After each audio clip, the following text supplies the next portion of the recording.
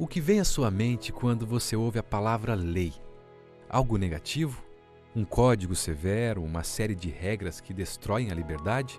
Eu posso lhe assegurar uma coisa: por trás de cada não dos 10 mandamentos existe o sim da proteção de Deus. Essa é a lei do amor.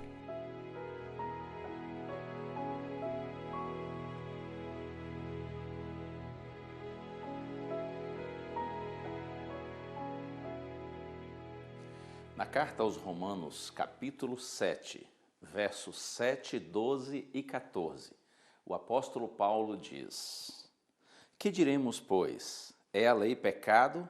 De modo nenhum. Mas eu não teria conhecido o pecado, senão por intermédio da lei. Pois não teria eu conhecido a cobiça, se a lei não dissera, não cobiçarás. Por conseguinte, a lei é santa, e o mandamento santo e justo e bom. Porque bem sabemos que a lei é espiritual.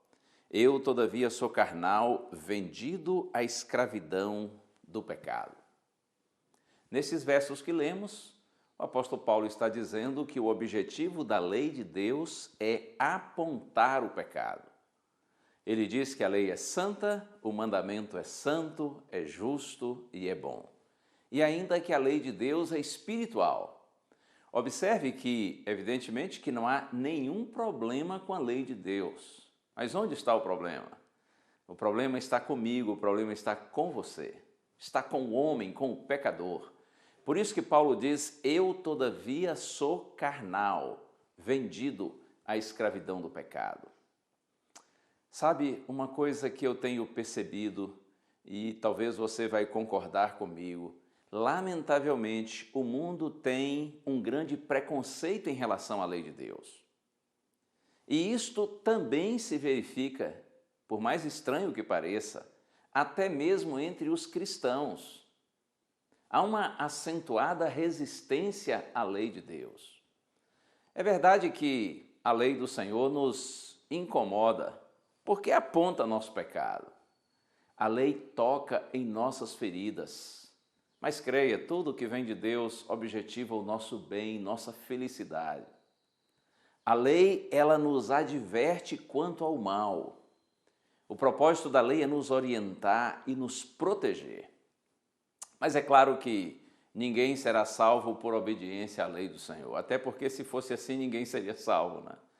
Por mais que façamos o nosso melhor, a nossa obediência nunca será perfeita. Então, creia nisso. Não tenha nenhuma dúvida quanto a esse ponto. Nada que o homem possa fazer no que diz respeito à obediência à lei de Deus vai contribuir para a sua salvação. A salvação é um presente de Deus, é um dom de Deus concedido aos pecadores. Nós não somos salvos pela obediência à lei do Senhor. Mas é claro que essa bendita lei de Deus, ela tem o propósito de nos apontar o pecado. É como um espelho. Você se vê no espelho e percebe suas manchas, mas você não pega o espelho e esfrega no seu rosto para tentar tirar as manchas, não é? A lei de Deus, como espelho, aponta nossas manchas, mostra nosso pecado, por isso nos incomoda. Mas ao mesmo tempo a lei está apontando para aquele único que pode nos lavar e nos purificar de todo pecado. O Senhor Jesus Cristo, aquele que é a água da vida.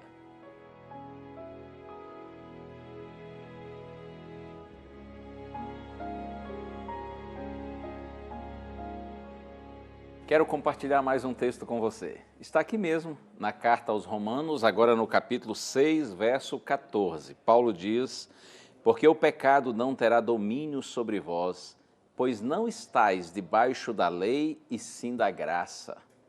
Estas palavras, muitas vezes, elas sofrem uma interpretação equivocada por parte de muitos cristãos.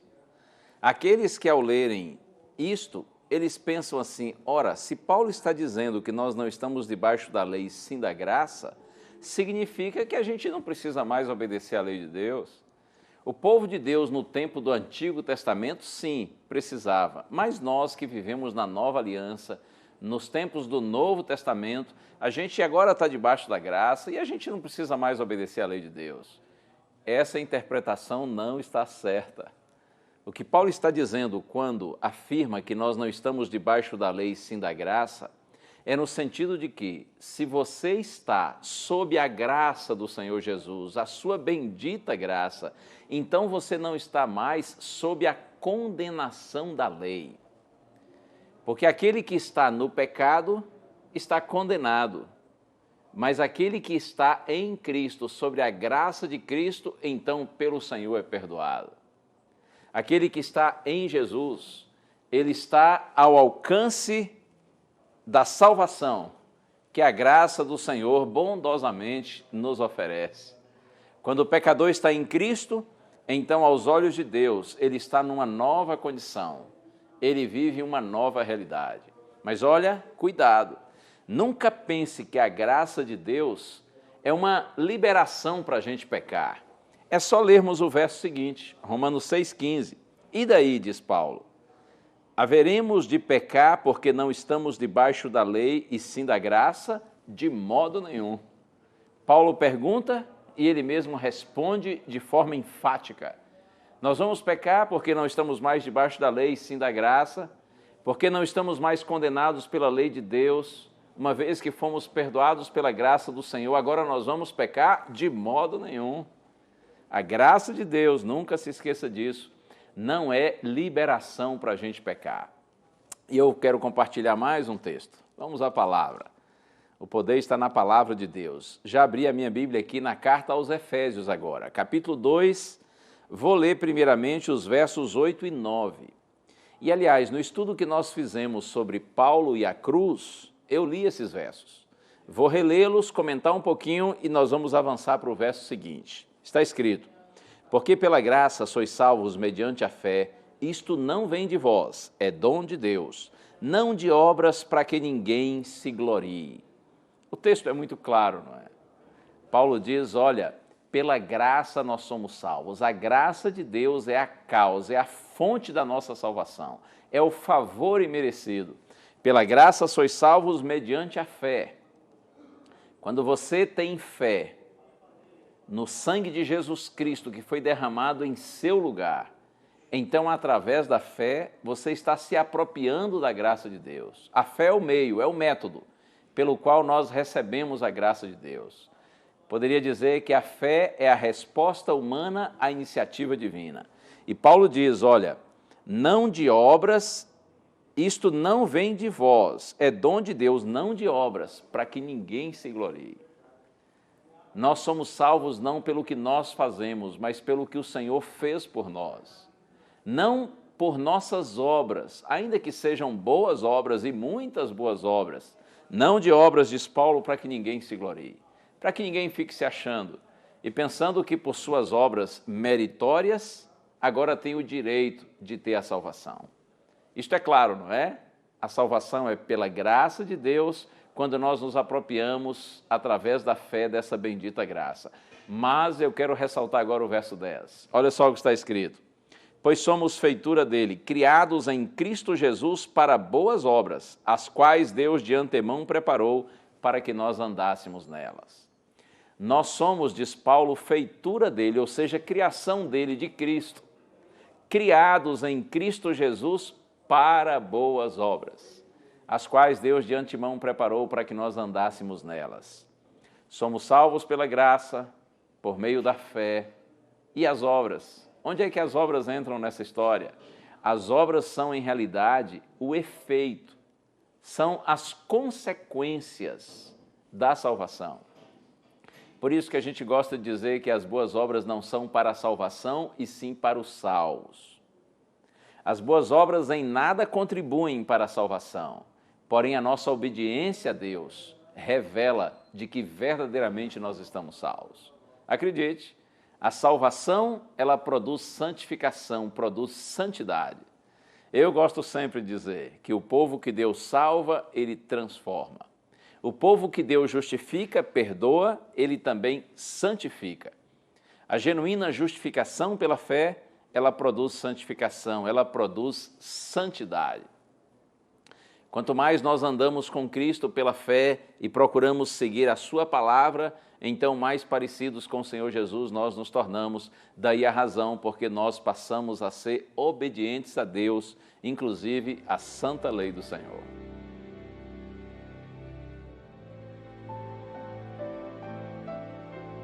Eu fico aqui tentando imaginar o que talvez você esteja pensando aí. Quem sabe assim, pastor, mas ninguém consegue obedecer perfeitamente à lei de Deus. Isso é verdade. Se você está pensando assim, eu concordo com você. Nós somos tão fracos, né?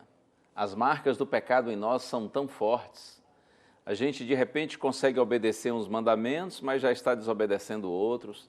E mesmo aqueles que a gente obedece, não raras vezes a nossa obediência está manchada de orgulho, de egoísmo, de vaidade.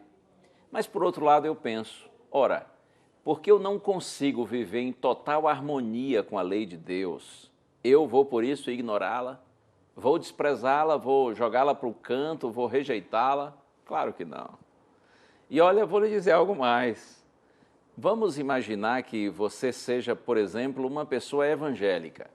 Sabia que você vive em harmonia com quase toda a lei de Deus? É sério, é para valer. Vamos pensar nos mandamentos, nos 10 mandamentos.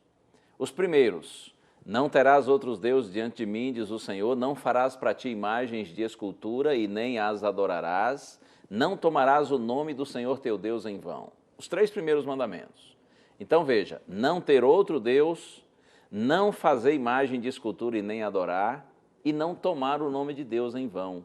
Eu creio que você, como um bom cristão, procura obedecer esses mandamentos, ou não?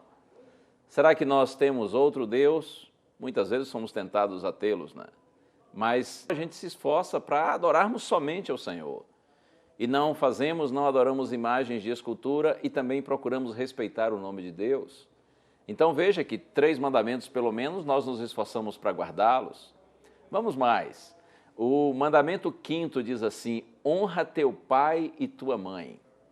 Eu creio que você procura, sim, obedecer aos seus pais, honrar os seus pais. De modo geral, os cristãos agem dessa forma.